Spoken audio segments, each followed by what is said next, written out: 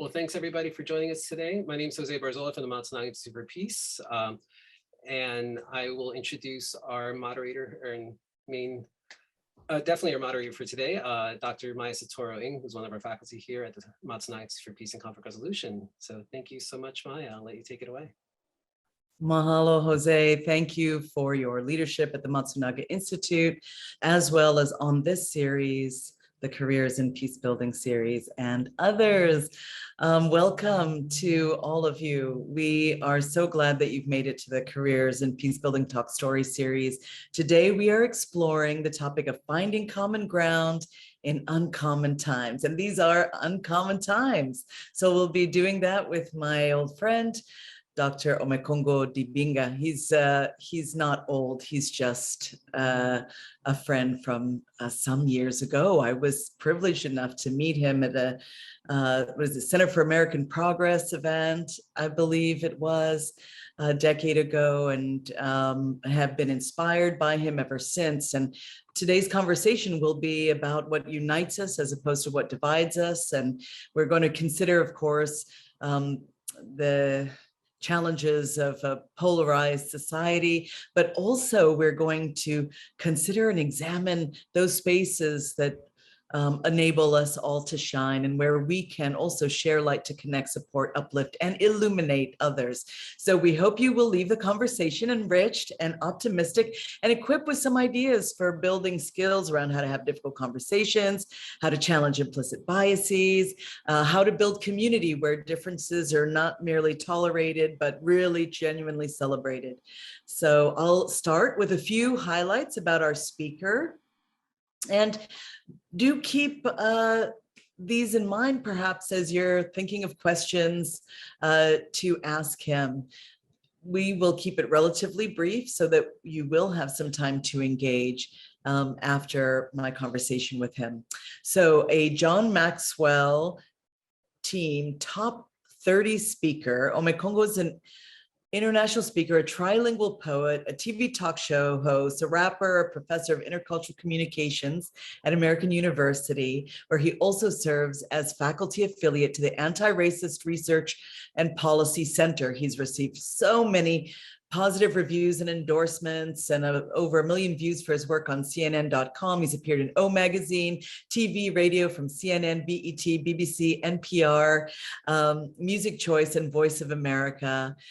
Internationally, he shared his work in nearly 30 countries on 3 continents. He's written songs for major motion pictures, as well as organizations such as NASA and the Enough Project.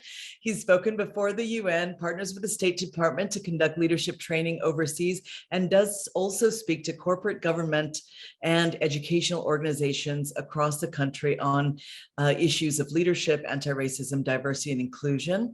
He's studied at Harvard, MIT, Princeton, Georgetown, Morehouse, and the Fletcher School, where he earned his master's in law and diplomacy. He earned his PhD in international educational policy at the University of Maryland, where his dissertation centered on the global hip hop phenomenon and Jay-Z. A book based on his dissertation is in the works. He also worked with the Southern Poverty Law Center's Teaching Diverse Students initiative there.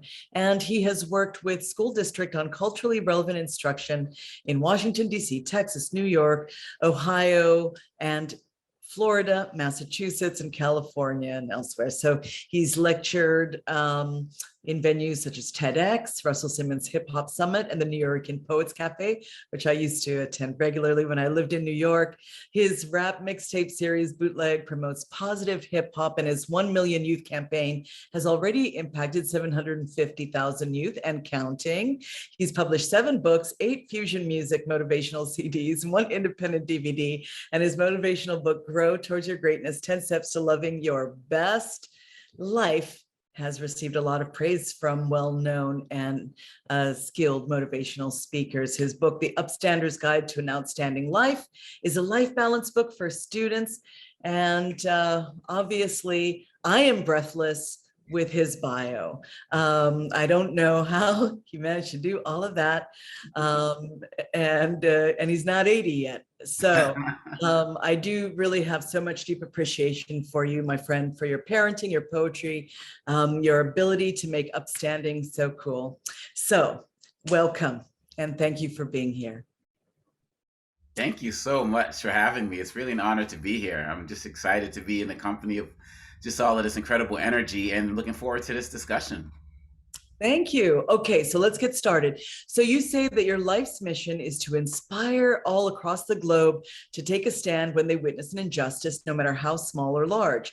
You say, why settle for outstanding when you can be upstanding? That's your tagline. So my question for you is, okay, give us the nitty gritty. How do we bring others along for such a leadership and citizenship journey, especially at a time like this? So, in other words, what is there to know about choosing to participate in general and at this moment? Well, I definitely, if you don't mind, I'd like to just start off with a short poem, which is called, "Unity for Our Beloved Community," which is actually a start to answering your question, and it simply goes like this: You don't know what you don't know. You can't lead where you don't go. If you don't read, you won't grow. I know it can be hard to fight to make our lives better, but it's worth it. We have so many hidden commonalities, but we can unearth it. If we choose to trust each other before suspicion, if we choose to take America's promise and give it a new rendition, we can show the world how to multiply unity where there's division. Where people want to subtract our culture, you can bring addition. We can bring acceptance where there's derision. To lead or to follow, what's your decision? We need to fight all forms of hate with surgical precision. But we could only do that if we really want to heal, to be upstanders and not bystanders, kicking down doors of hate with our heels. When I accept you and you accept me, I love how that feels. So let's commit to love and learn about one another for real. So I call that poem, Unity for Our Beloved Community, because it really sets out to answer the question that you asked. The way that we start to embark on this mission to find common ground in uncommon times is we have to start with ourselves.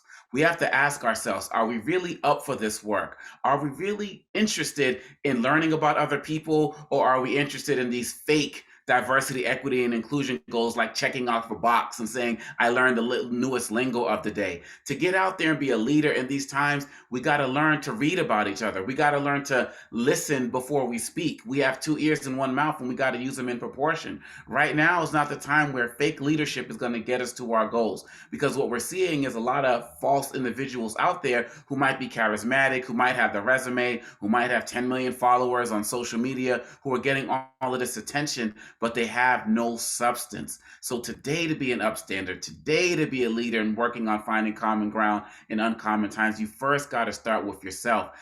Yourself, check your biases, check the literature that you're reading to see if you're actually putting yourselves in position to learn about diverse people. And if you have real integrity to do that, and you're willing to start with trust before suspicion, then I believe you can start on the journey to do this work. Thank you. Listening is not easy for a lot of people. Folks find it uncomfortable. We don't give our kids enough practice, I think, truly listening, not simply listening to respond, but listening in a deep way to understand, listening for the truth beneath and behind words, listening to really connect. I think that we need more practice listening to different people, of course, but also spaces and places through different mediums. So you're an academic and artist, and you use many different tools, not just to carry your mission forward, but also, I think, to encourage that kind of deep listening. And I guess they're connected, your mission and that listening. But my question is, can you speak a little more about the role of the arts and the value of using music, poetry, and spoken word to help people to listen, not only so that they feel hope and inspiration, but so they become capable of meaningful and sustainable bridge building and, action towards peace and justice. So. No, absolutely. Well, this is where I have to bring in the third Maya to the conversation, because my rap name is Young Maya, which stands for Mighty African Youth Advocate. And I was inspired by Dr. Maya Angelou, whose art was really part of saving my life as a young person. Growing up in Boston, I grew up in a society, we had all of the issues, crack epidemic, the crime, all of that, but also being Congolese American, people beating us up and bullying us. I really felt like directionless and like I didn't belong. And it was reading her poetry that really, and Nikki Giovanni and others, Amiri Baraka, that really started to help me see more value in myself. And with that, plus what my parents were teaching me, the older I got, getting into like my teens, I realized that this poetry was helping me find my voice. And so that's when I realized if it could help me find my voice, it can help others find their voice as well. And so I started memorizing their work before I started sharing my own. And I realized something as other people started coming up to me and saying, you know, your work makes me not want to commit suicide. It makes me want to get off of drugs or stay in school. This is what I learned about the arts. If you have the ability to share something with the world that can help save someone's life or inspire them to do good in their lives or good for others, and you choose not to do it, in my opinion, you are committing a criminal act. And so I believe that I'm obligated to share my art with the world. And that goes for all of us here. If you're a singer, a dancer, a painter, a sculptor, whatever it is, you've been given an opportunity to speak to the world in a way that most people cannot do. And it's a sacred gift and it's a sacred talent. But we live in a society that wants to beat that away, that wants to make us like everybody else. And at the end of the day, you got to be yourself because everybody else is taken. And so the arts give us the ability to communicate with society in a way that no one else can. And so for me, when I take my spoken word, when I take my hip hop, I can't just write about like partying and just, you know, having fun. Those things are important, but I use my voice to speak up for other communities that may not have the artistic skills that I have or may not have the platform that I have, because we have to use our skills and talents to be a voice for the voiceless. Otherwise, we're going to waste these gifts that we were given and we're going to lose an opportunity to inspire others. So for all of y'all who are artists, you got to get out there and use that art, whatever it is, because you were given an opportunity to inspire others to bring out their greatness, but they may not hear it until they see you bring it to the world. The art that I may not inspire them, like your art may inspire them, and vice versa. All working together, that's how we can bring that justice and peace, and we can do it with the arts. The arts has always led the way. I think that's right. And so lifting up those voices, making people who may not feel like they've been heard before, helping them to be brave is something that you have to do. And then on the flip side, encouraging those who might benefit to listen to a wide range of stories and a wide range of places and open up to the possibility of layering new stories and lives into their own. I think that is beautiful. And I think that you're helping us to understand that there's a lot of work that we have to do before perhaps or while we are learning to be upstanders, right? I mean, we have to prepare our spirits. We have to be open. We have to consider the depths of the human heart and kind of stretch our own so that we might connect. Absolutely. Can I come back to something you said on the listening part? Can I come back to that really quick? So for me, one of the, you know, we do all of this training and practice to be great speakers, to do great presentations in class, in our jobs and other things. But what have we actually done to train ourselves to be effective listeners, to get out there and just sit and hear? Again, 2 ears, 1 mouth, use them in proportion. When I first started writing my poetry, growing up in the hood, a lot of my stuff only reflected the Black experience. And I would go to primarily Black venues, do the poetry, get like a lot of applause and standing ovation. You know, the ego was stroked really well in times. But then what happened is I started going into spaces that were more multicultural and even majority white, and I would share those same poems, and I would get like a tepid response, and it'd just be like here and there. But my ego was like, again, something's wrong with them. They're not feeling me. They're the problem. But I started to travel. I started to go around the world and have different experiences and see different people struggling and understand their struggles, and it infected my writing in a positive sense. And so I started writing about those diverse experiences. experiences. And when I went back to those same multicultural venues, I was still sharing experiences about my Black community, but I was sharing other things that were also more universal, and the response changed automatically. People aren't going to care how much you know until they know how much you care. As old as cliche as that is, that's the truth. So you got to use your listening to be able to understand the experiences of others, encapsulate them, and then share them with the world in ways that they may not be able to. Thank you. Thank you. That's well said and most appreciated. Can I ask you about the stories in your own life? I think that part of what your last answer pointed to is the fact that we sometimes operate with, just a few umbilical stories, and those stories are insufficient, right, for building the beloved community and for really nurturing peace and justice. So I'd like to talk to you a little bit about your narratives, the narratives in your life that have shaped your work, that have allowed you to really kind of face your life's purpose to bring forth anti-racist and intercultural approaches to communication, art, and presentation. Can you tell us a little bit about the narratives that have most sharply shaped you? Absolutely. It all starts with my parents. My dad passed 2 years ago, but both my parents are from Congo, former Zaire. And, they were people who were refugees who grew to become professors, and they were activists. They led political parties. They led, my father, had a church as well. And the first thing my parents always taught me is the importance of understanding and being proud of who you are. That was why they made sure that in the United States, I was born in Massachusetts, they gave us all names from home. They wanted to make sure that we were directly connected to our culture. I'm actually named after the person, Omekongo Dibinga, who saved my grandfather's life as a child, which is a story within itself. And so growing up in this country in the 60s and 70s and 80s, we carried that. And even though we were beaten up and rocks thrown at us and teachers disrespected us for it, that was the first thing they taught us, to be proud of who you are. The second thing they taught us was to always be part of any community that you find yourself in. Always make sure that you're giving back to the community instead of taking away from it. So my parents are always out there doing Kwanzaa events, talking in prisons, working in churches and synagogues and mosques, talking about ways to empower people. Both my parents, were also artists in their own right. My dad wrote a poetry book, and, my mother was a seamstress, and did a lot of that work in addition to their teaching. They were very proud of their education. 9 academic degrees, 3 PhDs, 2 from Harvard. My father was part of the founding of the Du Bois Institute and wrote one of the seminal papers that helped the Harvard Divinity School change its direction as it relates to some of its work it was doing in the 70s.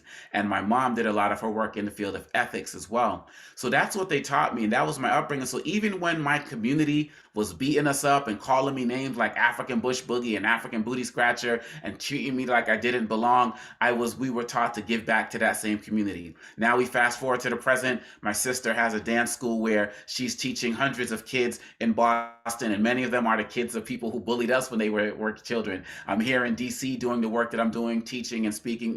My wife Kendra, we moved down here, started 3 yoga studios that are working to build that community. Everywhere I go, I'm taught to be part of the community, and not like just of it, not just kind of there, but be in it. And so that inspires everything I do. And my parents' activism inspires my art. And it lastly I'm inspired by my children directly. I have 3 kids, and I'm inspired by all the children that I speak to, because I want to help create a world where they don't have to feel like their job has to be to fight injustice. Like, why can't they just grow up and just be a dancer, or just be a teacher, or just be a librarian, and not always have to feel this thing in their heart where they always got to fight to stop something? Can they be more about what they're for as opposed to what they're against? And so every time I see a child at a school or at children I teach, it's about making it easier for their journey, and hopefully they'll make it easier for people coming after them. And that's what my narrative has been about. Well, I want to speak to what you just said. You are an amazing father, and son and sibling and spouse, partner.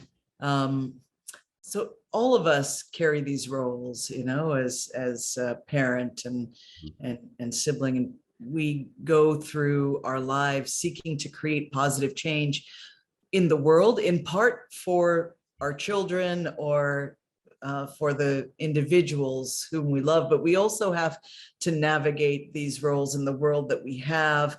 And that can be logistically challenging, right? And can you speak a little bit, given how prolific you've been, how active, how productive, how did you learn to find that balance between family and community activism, and how do you maintain your ability to show up well in all of these spaces?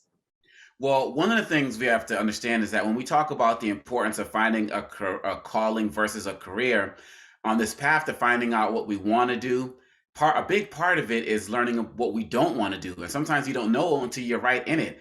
Academically, I did one of these TEDx talks on this thing. It's called The Accidental Ambassador.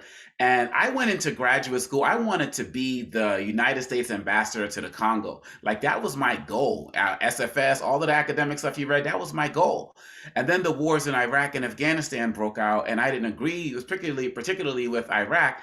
There's a lot of conflict there. And so I had a diplomat who came to my school. I was at the Fletcher School of Law and Diplomacy, and I asked him a question. I was starting to study for the Foreign Service exam, for real, Maya. And I asked him, what do you do when you're working in the government, but you disagree with a policy?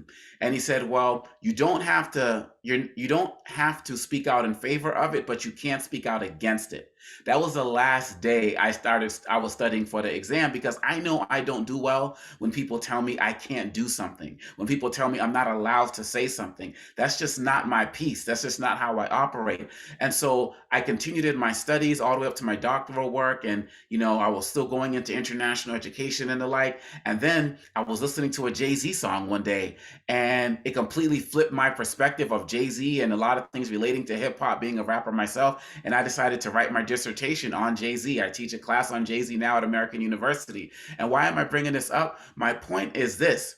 One of my clients today, Maya, is actually the State Department, but I work with them on my terms now. I don't have to go through their process. Now they call me when they say, can you work with us on this project in Benin with child soldiers, or in Mali, or in Niger, and so on and so forth. The point is, when you focus more on finding meaning and not money, you end up making your career your calling. And that's what I have learned to do. Another thing I've learned to do is that if it doesn't sit well in my soul, and quite honestly, if it's not fun, I don't do it.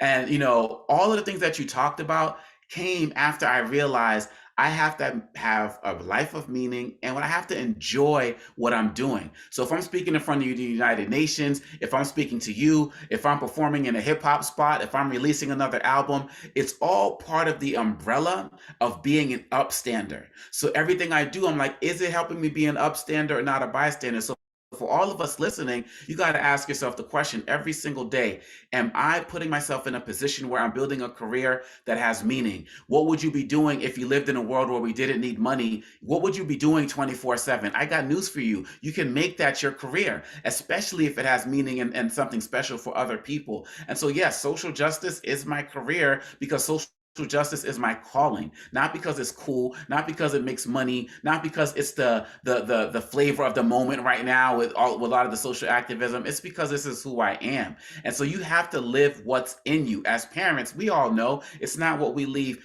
to our kids, it's what we leave in them. So what's in you that you're bringing out to the world? Because like I said, there's only one of us in this world that will ever walk this world. There will never be another you. That means you have to bring out what's in you and let the world see it, because if you let it die with you, then none of us will get to experience your gifts. Thank you, Mahalo. Thank you for that message to our students and our young people in particular. Many of us here are educators. We teach peace, conflict, justice, civics, and a broad range of topics. We see peace very broadly, precisely because everyone has their own pathway to participation. And so, for one person, the skills of human rights and social justice work are their valuable toolkit, and for another it may be about how to build a circular economy and to ensure that tourism is less extractive here, right? And so I want to ask you, obviously you have created environments that are anti-racist, anti-sexist, and just generally culturally responsive, but what is your ultimate definition of peace, do you think? My ultimate definition of peace is wholeness. Creating environments and societies where everybody can be their best selves. Former president of Tanzania, Julius Nyerere, talked about this whole concept of this rugged individualism, and people say, pull yourself up by your bootstraps. And he was like, yeah, but what if you don't have boots, right? We've created this environment, this society where so many people have to fight just to like get to zero. And so peace is the idea that you can be complete, that you can be whole, and that it's okay for other people to be complete and whole, because life is not a zero-sum game. You having yours shouldn't take away from me having mine and my ability to help others get theirs. And that's what my journey is as it relates to this idea for peace. I'm fighting for it every day. I want my children and other people I come around to be experiencing it. And one of the things we have to understand on our journey for peace, particularly for all of y'all who are students, you all are the people who are holding it down now or are going to be holding it down in the future as you get out there and do more of this work. And if we're going to be serious about peace, one of the things we have to really do, Maya, is we have to challenge the language that we use. And we have to ask ourselves, is the language that we use a language of peace? Because, so for example, I am an anti-racist. I embrace anti-racism. I'm part of it. But also at the end of the day, I'm challenging all of my vocabulary nowadays to ask myself, am I using language that speaks about what I'm for or what I'm against? Because there's a difference between being anti-racist and pro-equity, right? It's a different conversation. Mother Teresa talked about never wanting to attend an anti-war rally, but attending a pro-peace rally. So I don't have it all figured out. But what I am trying to do, well, not trying, I don't like the word trying. What I am doing now is I'm questioning every word I use. So I teach in the School of International Service. I'm telling my students, why are you still using words like third world? Why are you still using terms like underdeveloped? Do we even know what to develop meant in the first place? Why are we still using terms like global south? Why are we still using terms like minority? Why are we using terms like BIPOC? Why are we using terms like disability? I don't have it all figured out. I'm not the gatekeeper of language, but what I'm working on doing every single day is removing language about other people that I consider to be disempowering. And I'm questioning words of whether they still even make sense. Like, why do we use people of color? Because when we use terms like people of color, we're saying that white people are the origin and everybody else is colored in. It doesn't really make sense. It's still Eurocentric. So so when we talk about peace, one of the things we have to do is find peace in the language that we're using to make sure it's still relevant to us and relevant to the communities that we are seeking to serve. And like I said, I don't have it all figured out, but part of the beauty of it is I get to be on a journey with you all. And one of the things I love about Matsunaga and everything that you all are doing, all of the organizations, is that you all are serious about this language, about peace. Everything isn't, we're against this war, we're against this. It's about peace. It's about presence. It's about justice. It's about wholeness. And you all are about that because it's in your spirit. Yes, Jovial, what you're talking about is the language of peace, to contradict the language of hate that is out there. We know that ignorance and hate can spread around the world while truth and love are still tying their shoes. But we have to be out there as social justice activists and warriors to make sure that we're bringing that language and love of peace every single day. So we got to check our language. Yeah, that's a very good reminder. And I also, think that goes hand in hand with this idea of deep listening, right? The kind of communication, it's not just about raising our voices. When I speak about the tools of social justice and human rights, those are tools of movement building, but it's also tools of of nonviolent communication, right? And it's also tools of policy transformation, and so looking at so many different kinds of language. I want to talk a little bit about the language of masculinity. We have, of course, over the last few years, been confronted with quite a number of images of toxic masculinity. You are someone who speaks about women and girls as more than an ally, but real champion, right? But you also tend to this idea of what it means to be a man and a boy in a healthy way. Can you share a bit about your views on masculinity and perhaps some of the approaches that you've employed as a father as well as a educator? Yeah, I mean, out of everything we're talking about, most important title I have is father. And, I have two daughters, they're 15 and 13, and my son is 7. And this idea, and one of the reasons I chose the name Young Maya for my rap name was as a man to take a stand against a lot of misogyny in the music that I was seeing.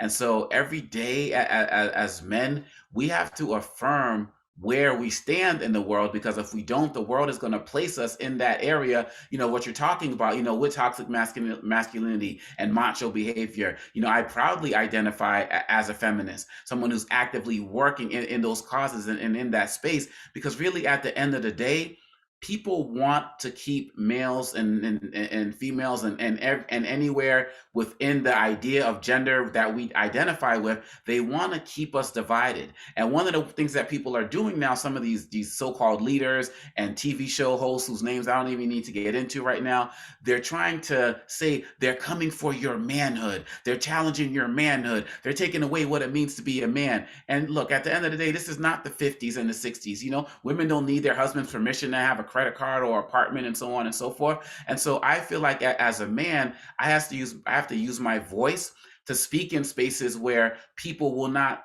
unfortunately, listen to women. When I look at what happened tragically with Bill Cosby, right?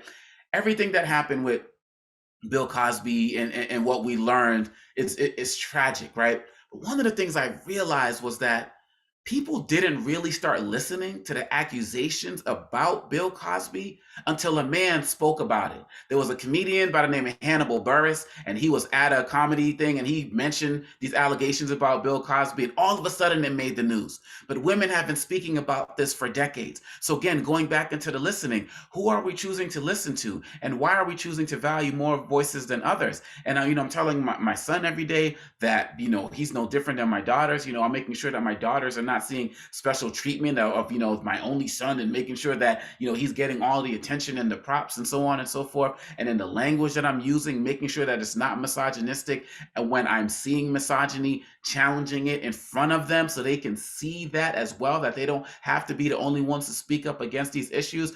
As a man in this society, there are so many things I don't have to speak on. If I get sexually assaulted, heaven forbid, no one's going to ask what I was wearing, right? Like, as a man, there's just so many things I just don't have to worry about. And as I work to make myself a better listener, I got to get out there and be an advocate and speak in these spaces where women are not going to be able to go, for example, because they're not fathers, for example. And I got to speak up. When I'm dealing with these young men today and these young women today as well, they need to see that. Because from the music to politics to movies, everything is about macho. Everything is about be with as many women as you can. Everything is about don't cry, don't show emotion. I'm letting kids know, it's okay to cry. It's okay to show emotion. It's okay to be hurt and to speak that. Because if not, we're just going to create another generation of men who don't know what it means to be a man, and ultimately not know what it means to be human. And that's something that we have to ultimately work to fight. And I'm fighting that every single day. Thank you. Thank you for that important work.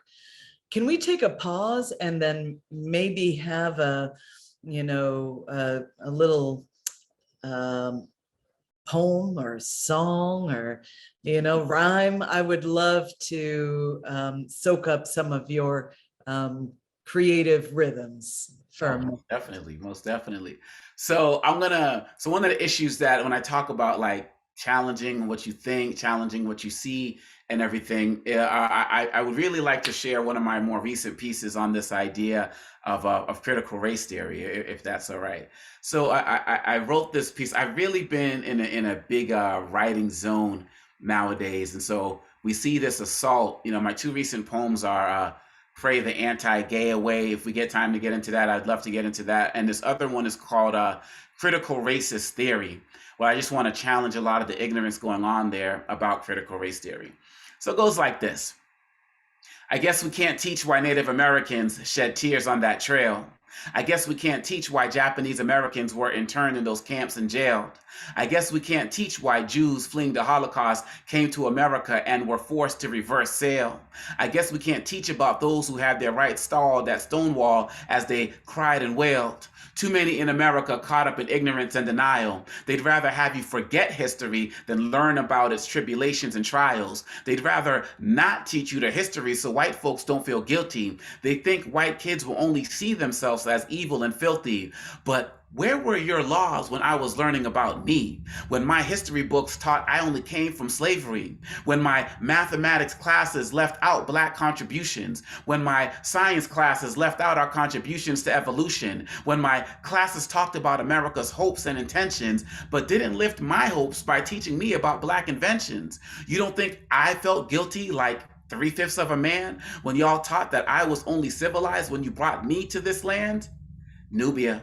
But I ain't gonna be selfish. It ain't just my history dismissed, because I can talk about Latino, Asian, Indigenous, and Jewish, because y'all want to exclude the Chinese Exclusion Acts from the books. You don't want to know about all Latinos labeled as Chicanos and crooks. And even though there are white Muslims, that narrative won't work, because y'all want to teach that Muslims are just terrorists who murder and hurt. You don't want to teach Islamic contributions to science and math. You don't want to teach about Native American soldiers present and past. But maybe at the end of the day, we're all fools, arguing about something that isn't even taught in schools. But to me, CRT ain't critical race theory. It's culturally relevant or culturally responsive teaching. Hear me? For teachers teaching and reaching for the truth, your efforts, I applaud it.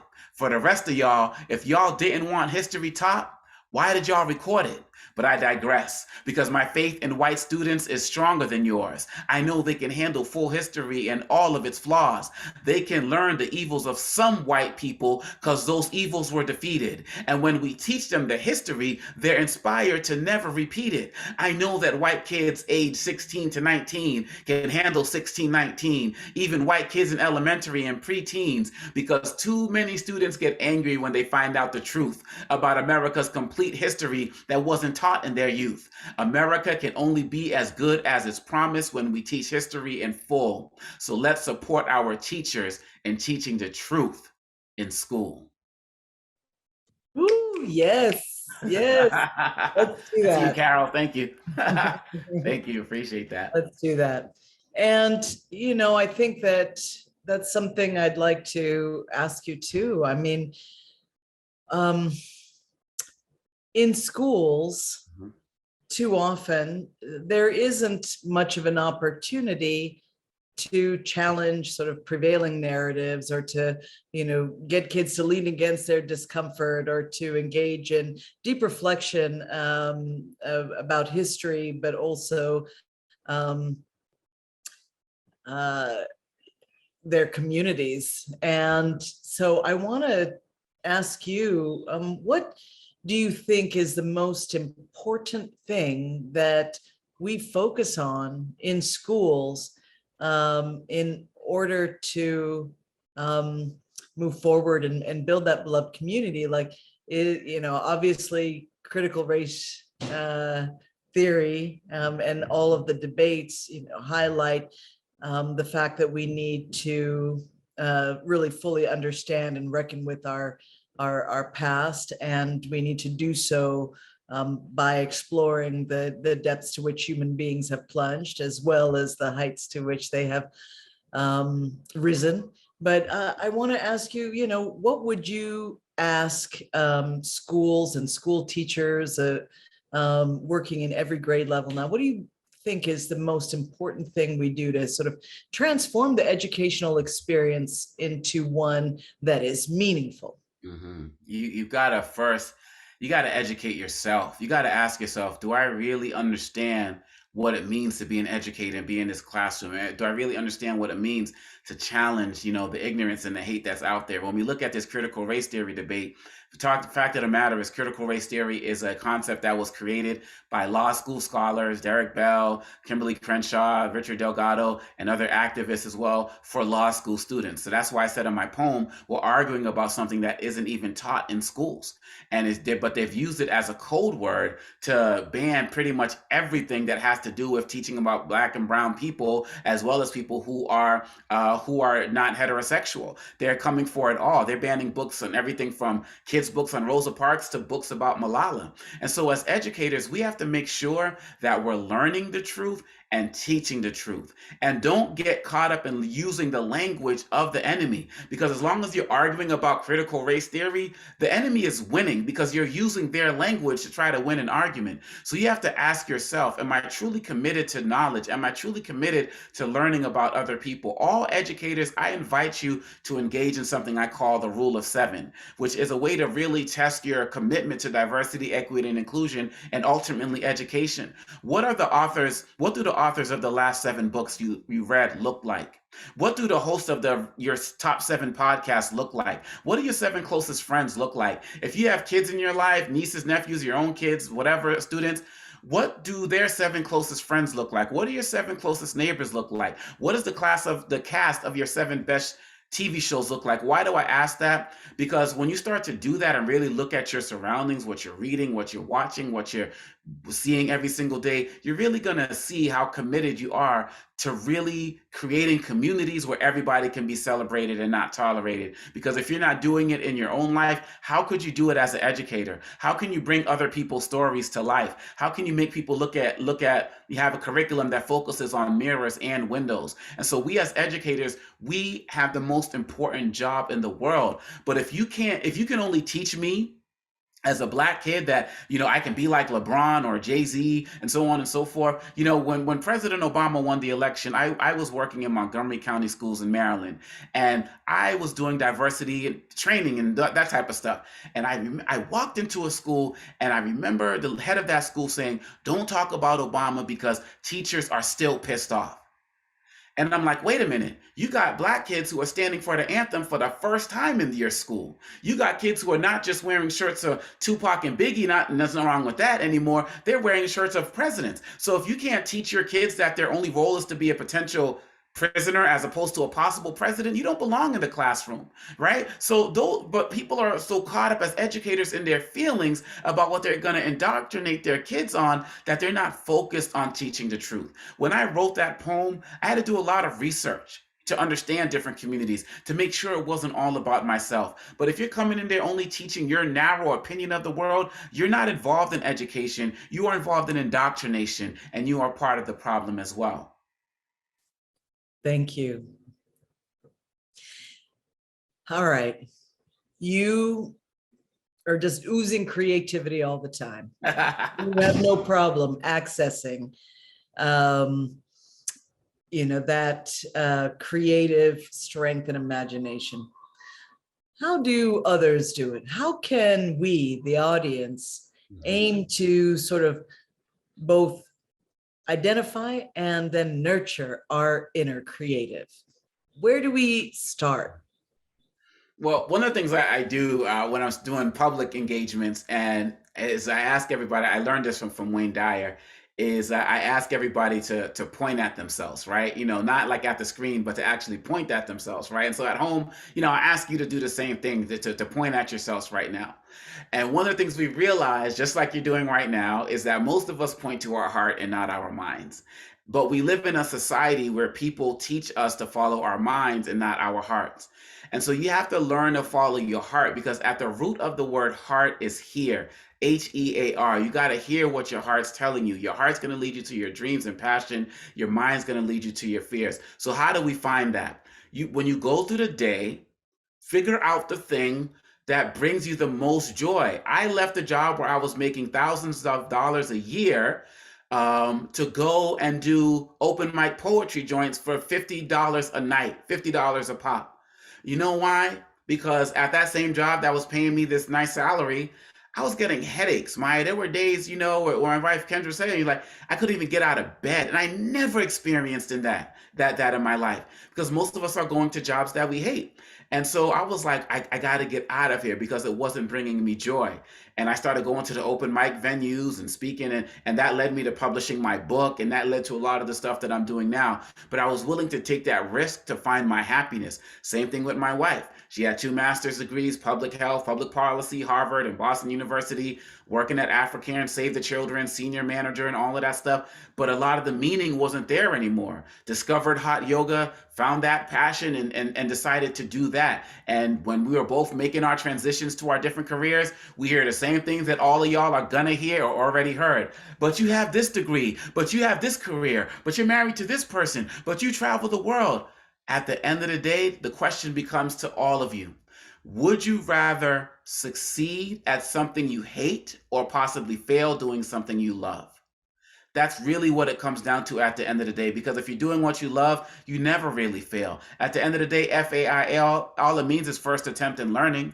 All GOAL means, goal, is get out and live. You can get out and live your best life. So tomorrow, when you wake up and you're going through the day, is being in front of your students, that things that bring you that joy, we'll find out how to do more of it. Is writing that book about this particular educational concept bringing you that joy? We'll find ways to do more of it. Is being involved in these conversations, because look, society is going to push you in places you don't want to go, and you can't teach what you don't know, and you can't lead where you don't go. So that's how I found it, Maya. Everybody was telling me what I needed to be, but I knew, even in grad school, I was writing poetry about issues I was talking about in class. And you know what happened? People told me that they were jealous, because they were like, I used to be a painter before I got here. I used to be a dancer before I got here. And I'm like, why did you stop? They let society suck out their creative energy. And I'd rather die before I let that happen. So go through your day and say to yourself, I really am loving this. And you can make that career your calling. Your career is what you're paid for. Your calling is what you're made for. And everybody has it. You just got to get out and find it. And society is trying to diminish your voice. Thank you. Well, that's certainly encouraging, inspiring. It requires that we be brave. And I want to ask you, what makes you brave? How do you work up the energy, the courage, and the persistence? Because I think bravery requires enormous sums of deliberation, of persistence. It's like, I think of courage as walking down a long dusty road, and you don't know where you're heading necessarily, and you maybe don't know when you're going to get your next cool drink of water, and you don't know who's walking beside you, or what you're going to face in the way of heat. And so how do you get brave about potentially abandoning something that is known and tried and patterned and clear, for something that feels a little bit amorphous or uncertain? Or I'm asking about how you do it personally. What makes you brave? So for me, it all starts with our ancestors. All of the people who fought before us, and elders who are still alive that have spent their life in a career in social justice. Sometimes I wake up, Maya, and I say to myself, there is nothing that I have done in my life that has led to me enjoying the things that I enjoy today.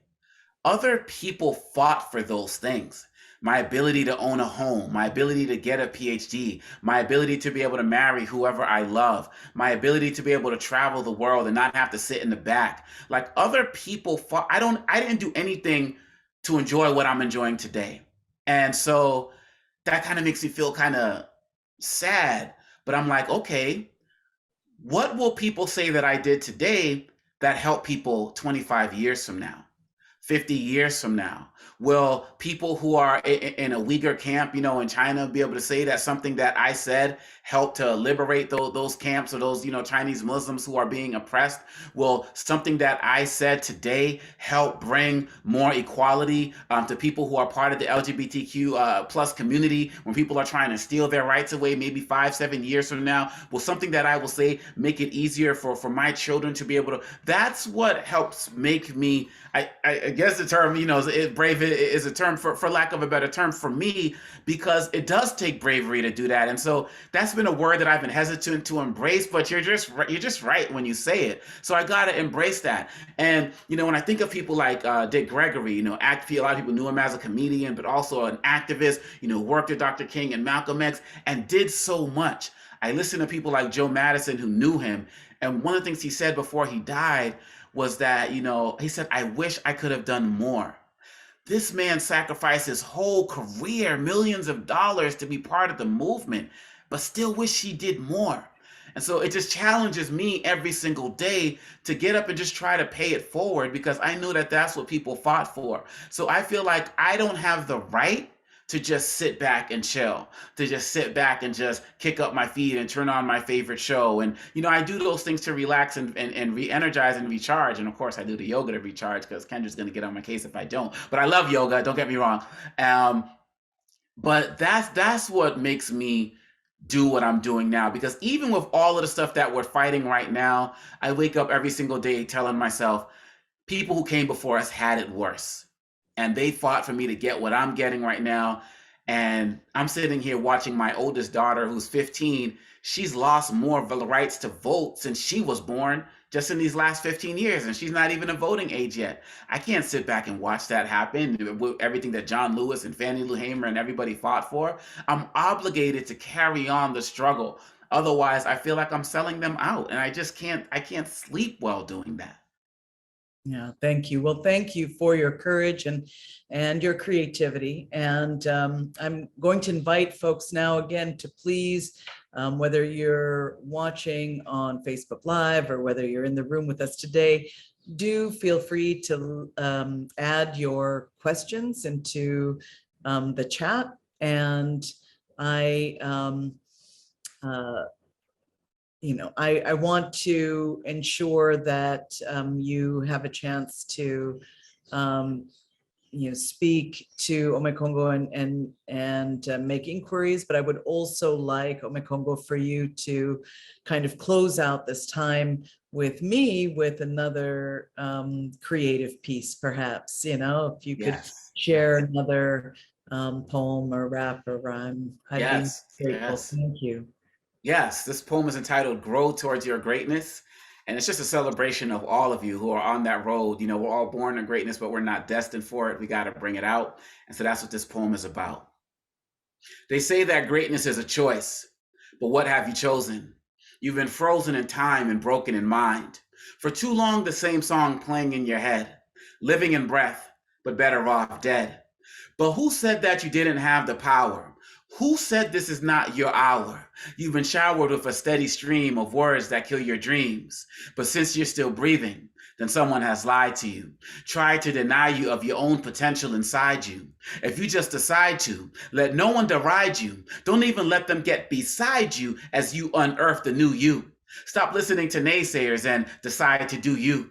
No more pity parties, sob stories, and boo-hoos. If no one told you that you're great, then let me be the first to. If you develop the thirst to drink from Faith's fountain, you'll develop the might to move mountains. You see, we remove tons of dirt to find 1 ounce of gold. So I ask you to remove tons of hurt and just uncover 1 ounce of your soul. You'll set yourself on a true path of excellence, getting out of your passenger seat and driving your own car, reaching for the moon, but maybe only landing among the stars. You see, you have greatness inside you, but you must choose to be great.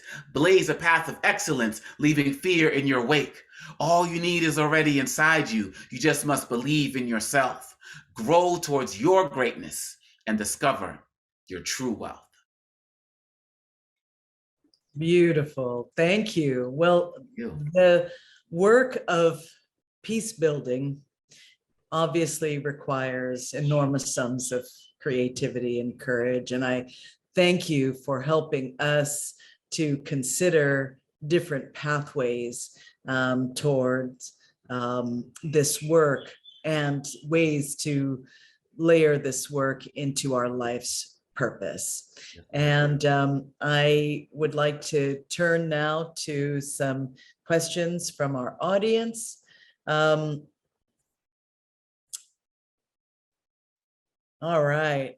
And I think that here's one, just one that considers language. What are we saying when we say white people, Black people, since neither matches the colors in my crayon box? Are there better ways to address one another? And, just in terms of the consideration of language, to begin to talk about one another. I think that's a great question. And so a lot of times when I say, like, I don't use the term people of color anymore, people ask what I use, and I say I do my best to actually name the communities that I'm talking about, right? Because quite honestly, everybody who's labeled a person of color does not have the same interests other than the fact that they're not white. So if I'm talking about, indigenous communities, then I mention that. If I'm talking about African American communities, I'm mentioning that. If I'm talking about them both together, I will say indigenous and in African American communities and Latino American communities. And I don't have all the language figured out, but what I do know is that we can't put ourselves in positions where we're just jumbling everything into the same pot. And we also have to understand that this idea of race is a social construct, particularly that was used to actually justify enslavement of people. And so even with that, we're still using the language of the quote unquote master.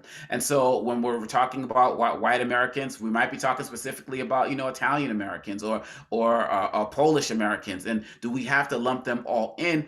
We come up with all these new terms for non-white people, BIPOC, which is a term I have serious issues with, BIPOC, people of color, minority, but white people just get to be white. So like even with all of the new terms that we create, we're still furthering this idea of Eurocentrism. So and one of the things I want to encourage people to do, Maya, is like, I'm not the guy who is the gatekeeper of the proper terms. I want us to have that dialogue, to be on the quest to know, should we start to just look at new terms on our own, create new terms, figure it all out? Like I said, minority is disempowering. And I know as a Black person, as a brown person, I'm part of a global majority anyway. So my point is the language that we're using is antiquated, and we have to be as specific as possible in talking about the specific groups that we're targeting, because otherwise we're just jumbling everybody together, and I find that to be intellectually lazy.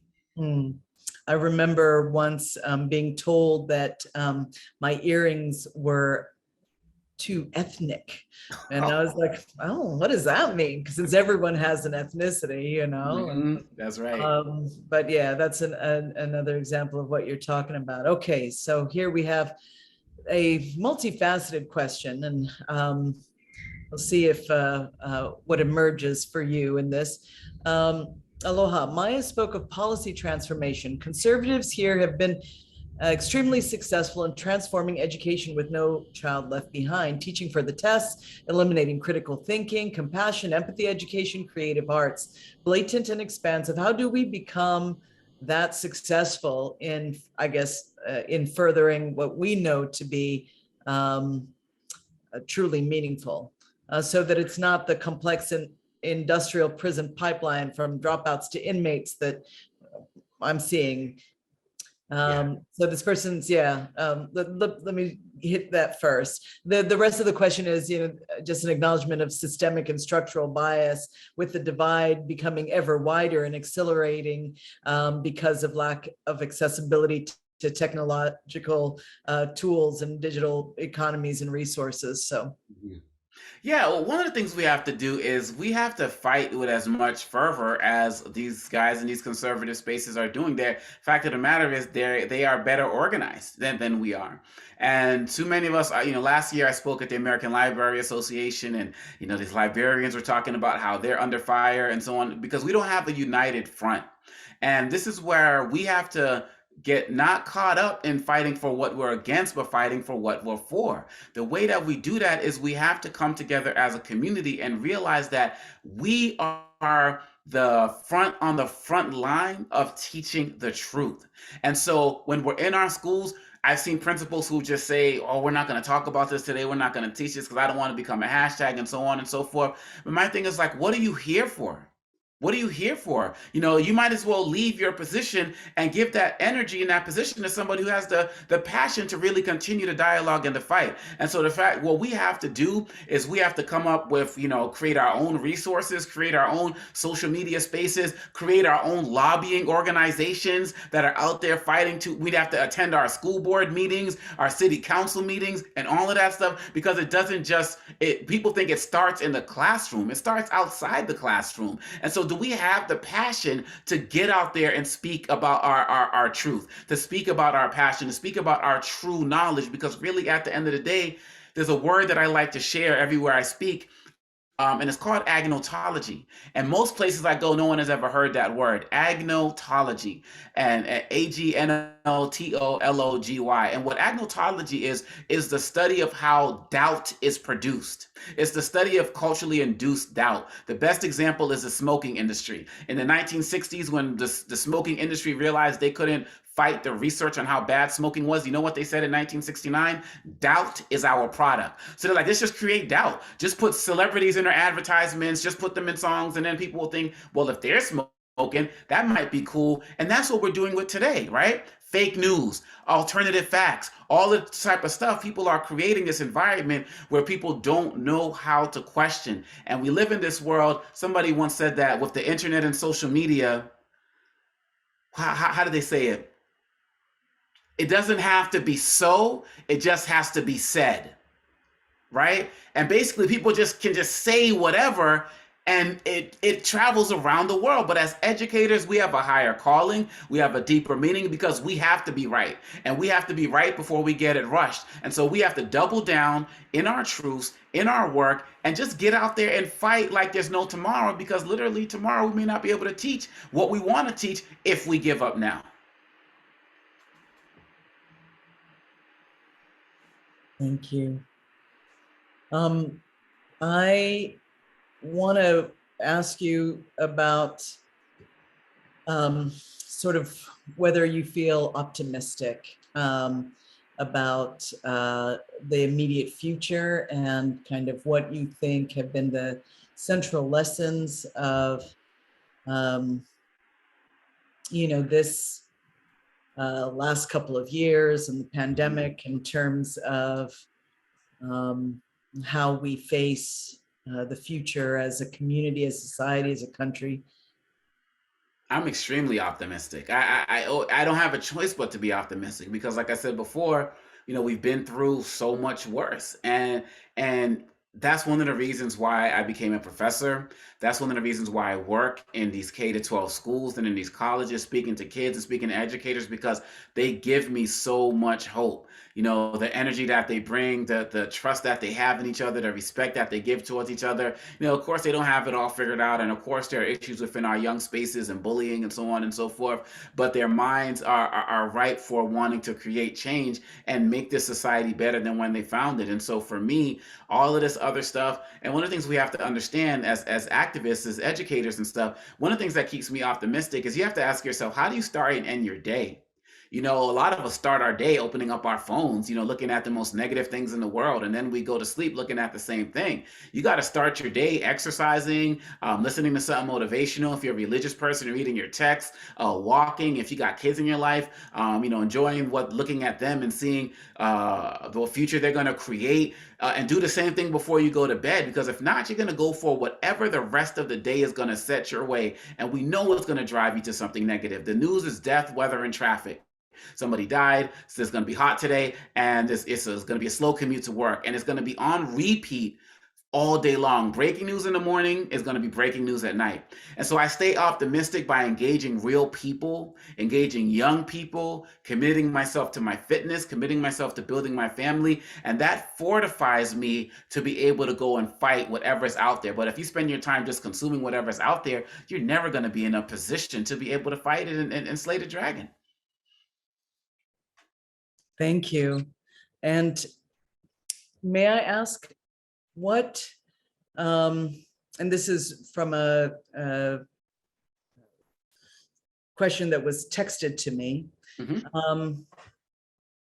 What do you think is the role of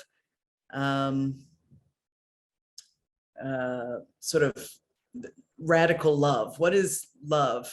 And I'm saying radical love because one of the comments is, right on, brother, mahalo for your passion and radical love.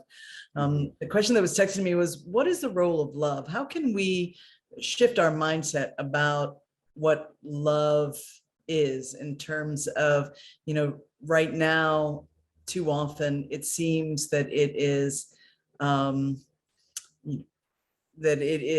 considered something that is soft rather than strong, and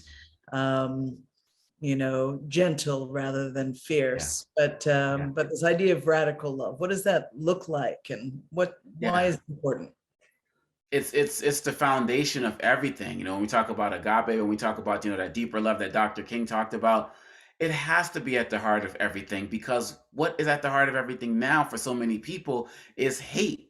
The reason why so many of these guys are able to get over is because they focus on the politics of fear, and they know that whenever they can play on somebody's fear, they're always going to be able to get over, or they'll get over many times. And so when we come with love, when we come with the idea of, I'm going to embrace you first before I push you away, I'm going to listen and respect what you have to say first before I share my opinions, because I understand that we are sharing a common space as a community, as a family. A lot of people aren't used to that. A lot of people have not experienced that because they grow up in their silos. I mean, whatever social media thing that you follow, it's gonna, when you look to the right, it's gonna give you stuff that augments what you already think. So people are already in their spaces where they're taught to think like the other, to be around people who think like them. So when you show that love, like, hey man, I don't care if you're a Republican or a Democrat or independent or a Christian or an atheist or a Muslim, I'm going to embrace you because we're sharing this space. A lot of people tense up because they've never experienced that, and they're going to be a little bit suspicious. So my point is, when we talk about this radical love, we have to show it to encourage other people to be it. But a lot of people have just never seen it because it's not in their best interest to have trust before suspicion. It's not in their best interest to agree with people. When you see these politicians arguing on television, they're not talking to each other. They're talking to their social media followers. They're talking to their base. We've learned not to talk to each other, but to just talk at our following. And so radical love is the only way we're going to be able to get to zero in order to start to actually rebuild something as a community. For me, as I've grown and learned about other communities that I have not grown and be a part of, I've learned that I need to love them because I don't know what it's like to be othered for loving someone of the same gender, but I know what it's like to be othered because of my skin color. And what are the things that I can pull from that can help me better understand that first example that I gave, so that we can start to build something together, focusing, because one of the things we have to understand is that we can build together if we focus on those little things we have in common, and then we can work towards the bigger things. I heard a story about a Black man who, I forget his name, but he has done a lot of work in changing people from white supremacy to bringing them, to the space of love. And one of the things I think he said was that when we first start talking, we don't start talking about politics and all of that. We talk about sports, and we talk about like music and those little things you can find common ground on, and then you build from there. That's what the role of radical love can play. Thank you. Well, you've started to address the next question, which is, what happens if, I'm trying to express love for someone who has expressed hate for me? That feels like self-denigration. If, for instance, I am a gay man, the question, and I am trying to change the hearts and minds of those who have expressed hatred and inform me that I'm going to hell, it feels like a bit of a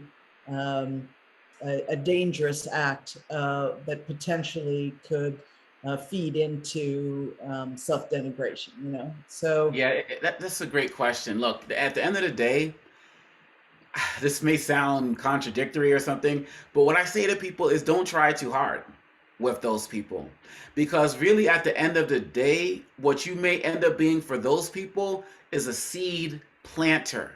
Meaning there are things that you are saying now that they may not hear until 2 years from now, until 3 years from now, until 10 years from now. Maybe they won't hear what you're saying today until their daughter comes out a year from now and says that they're gay, right? Or something like that. So my point is, don't fight too hard to change the people who don't want to change. Share them information, give them resources, give them the road to help them on the path, and they may not come to it until later. And that time that you spend not being with them, spend it around more people who will uplift you and build you and will create resources, create products, create poetry, create the things that's going to help build that expansive community to reach people that you're not going to reach. I don't spend a lot of time on Twitter arguing with people who are ignorant and you call me names. How'd you get your doctorate? If I give you a banana, will you go away? All that. I don't spend a lot of time with them. I don't block them. I just don't talk to them because I tell them this space is for people who want to build together. You don't have to agree with me, but we're going to build something together. So that's what I will say, because if you spend all your time there, it's unhealthy. When Dr. King got assassinated and they performed the autopsy on him at 39, he had the heart of a 60-year-old. And a lot of that had to do with the stress of the movement. You don't want to kill yourself doing this work. There's enough people that want to take you out as it is. So drop those seeds, plant those seeds, but spend more of your time building with people who want to build that community of radical love. That's good advice to sort of conserve energy and resources. And I appreciate it very much. Is this perhaps a good time for you to share another poem, maybe Pray the Anti-Gay poem, given the last viewer's question? Absolutely. I just wrote this poem and, I shared it online. I know somebody was asking about, all these poems I'm sharing, I always put them on my YouTube site as well. People can, see a lot of that work there. And for people, all of my stuff is in the iTunes space and bookstores and all of that stuff. But I just love writing. I'm in this zone. And every week I'm just putting up new things. And so this latest one I wrote is called Pray the Anti-Gay Away. We gotta fight and pray the anti-gay away. You can't be gay, you can't be queer. School's supposed to be a place for comfort, but for some students and staff, it's all about fear. How can we keep our kids in schools that want to ban LGBTQ, plus the fact that they were never really welcome in the first place? But many of us have tried. Many of us fought for equality while our friends and fam felt the government lied. They want to ban the teaching of what they call a lifestyle, though some of our historical quote-unquote heroes were pedophiles. Some even got statues. But we're talking about consenting individuals who just want to love each other, and they could be your father, your mother, your sister, your brother, or you. And if it's you, they're coming for you too. But we're here standing with you, demanding with you, understanding with you, upstanding with you, not as allies, but as partners, fighting for equality, making your journey less harder. Because being homosexual shouldn't be a Class B misdemeanor, and being gay in class shouldn't make society this meaner. I'm so glad for the Trevor Project, who seeks better prospects for our youth, and so many other groups that want our youth to live in their truth. School should be a place of love and education, but our so-called leaders are only focused on indoctrination. So many things I thought we transcended, but if you say you're trans, your career or school life might be ended. Not sure what happened to our Harvey Milk of human kindness. Not sure how we've descended into this blindness, but we're not just gonna stay appalled at these attempts to stonewall. We're gonna fight in every school board meeting in every city hall, because loving who you love should never be a crime, and being who you're meant to be in today's world should be fine. Learning about Marsha P. should be mandatory in our schools, campuses, and dormitories. Our work just isn't done in making America as good as its promise. We must continue to stand up and move to real acceptance from intolerance. Thank you very much. So I have some resources that I often give to teachers, Facing History in Ourselves, which brings first-person narratives, documents, and stories, and enables people to challenge themselves, their own biases through reflection, looking at self and other and choosing to participate very much like you. And then you also work with the Southern Poverty Law Center programs, and their Perspectives in Diversity has so many resources. Also, if you're looking for peace education resources, the United States Institute of Peace, on whose an International Advisory Council I sit, has 15 online classes for adults in higher ed, as well as tools and strategies for middle school teachers and high school teachers to teach peace. But I want to ask you, Omekongo, what resources have inspired you? What's your go-to? And where do you direct people for resources, tools, information? And maybe this is a podcast, maybe this is a website, maybe this is a center or an institution, but can you share with us what you found most valuable? Absolutely. Well, one of the areas I go, particularly for those of us who are educators here, is I have found a lot of resources, and we used to be called Teaching for Tolerance, but now it's called Learning for Justice, learningforjustice.org. I love their website because they have so many lesson plans on so many different issues from K to 12, and I believe that it's a very powerful resource. They literally guide you through so much of this stuff, particularly for areas that you may not feel comfortable talking about. So I find them to be very useful. Of course, at American University, I find our Center for Anti-Racist Research to be useful as well. One of the other areas, I do work with the National Association of Secondary School Principals. That's NASSP.org. And they put out a lot of resources. They have conferences. I actually did a 5-session program with them on teaching social justice in our schools. And I know that they have that information available on what it means to be a social justice educator. So I find that to be helpful as well. And I think that some of the other places that people can look, quite honestly, I think that people need to spend more time listening to our artists. There's a lot of musicians out there who are putting out great work. Of course, we know the incredible poetry of people like Amanda Gorman and the like. And I think that people need to start looking at ways to bring the arts into the classroom. You don't have to be an artist to bring art into the classroom. So I think that that's a great space as well. And there are so many more. Those are the ones that come to mind right off the jump. But I also think that it's important that we follow the people that we respect and engage them in online conversations as well, because they're putting out stuff. I mean, I just finished, the 1619 project, which is an incredible, powerful book within itself, beyond the New York Times series, which was groundbreaking.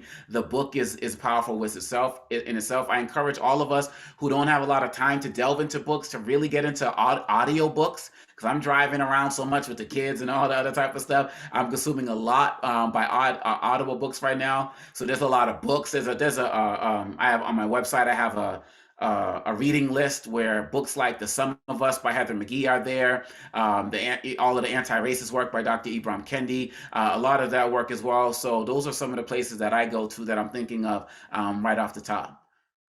And I'm also, to be quite honest, I recently just landed a book deal with Prometheus Books, and so next spring I'll have a book out that's dealing with a lot of these issues that we're talking about today as well. So we're in touch then. I would suggest that as well. It's coming. Thank you. And we have in the chat lots of resources that Jose has been putting up. And he just put up the 1619 project, but all that you've been talking about has been put up there. I also put up one of the nonprofits I co-founded, the Peace Studio, and yes.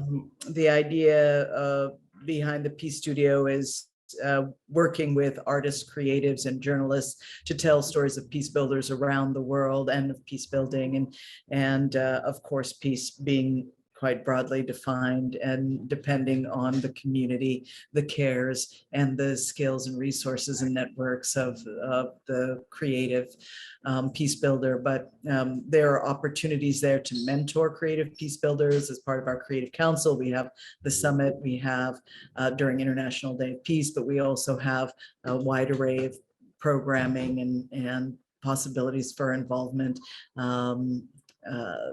throughout the year. Yeah. I thank you. I want to add one more. The Smithsonian. If you go to the websites of these individual museums, the African American Museum, the Museum of the American Indian, like they have so many resources because some of us obviously can't travel there and go there tomorrow or whatever, but they have a lot of online resources in each specific museum, and you can get a lot of information there as well for the classrooms and beyond. That's wonderful. And, that is, a treasure, that the fact that that is free, that those museums are free, and we are entitled. And that's part of the shift that we need to make too. I think about how in New York City, I used to work with these kids and they had these subway passes that would take them to any borough, and they never left their 10-block radius, many of them. And that was the sense of like not feeling entitled to a lot of different spaces. And museum spaces can be intimidating, for certain families who don't feel like they've been invited, right? And so I think breaking through and out of museum spaces and educational spaces, so it's beyond the four walls and where there is tactile and vigorous opportunity for people to engage with art in community, in public space, and then also use these resources. Those resources like Smithsonian, those are all free museum. Those are all free resources for you, and claim them and share them. So thank you for that. I want to ask you to just close in whatever manner seems fitting given the texture of our conversation and our time together. I really appreciate the care and passion with which you've spoken, and I do hope that everyone in the audience continues to be guided towards your work, your new writing, and your ongoing poetry. And I look forward to seeing all of you who are in the audience at our next Careers in Peacebuilding event. And in the meantime, take care. We appreciate your presence, your participation, and your love. And with that, I'm going to ask you, Omekongo, and thank you again, Jose and Matsunaga Institute, as well as Seeds of Peace and our other partners. But can you close us out?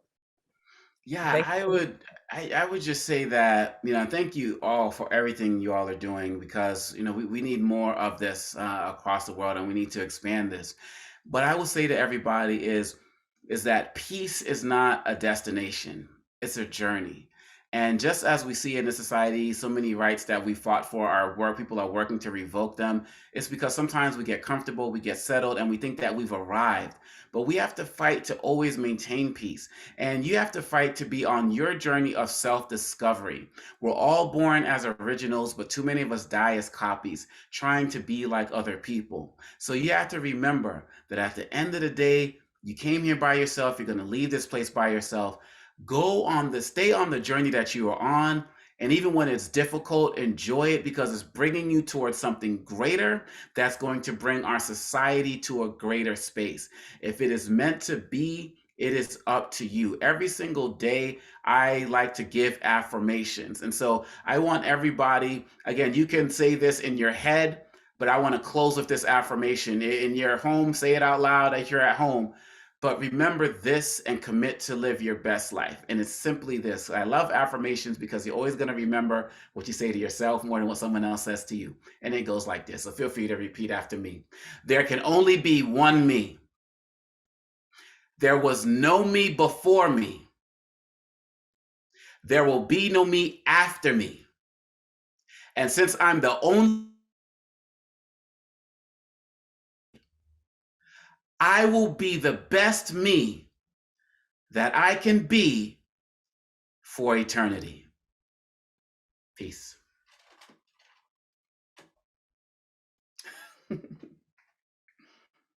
Thank you. Appreciate you all. I said that you would close, but I do want to ask everyone who is listening or watching this after the fact to really absorb that and to think about one little thing, one small step that you're going to take, towards those ends to bring your most authentic self, your sense of purpose, your sense of meaning, your courage and your creativity to be the best you can be for all eternity. But thank you so much, everyone. Aloha. Aloha. Take Take that care. commitment and say it out loud, right? That's right. That's right. All Say it right. proud. Take care, everyone.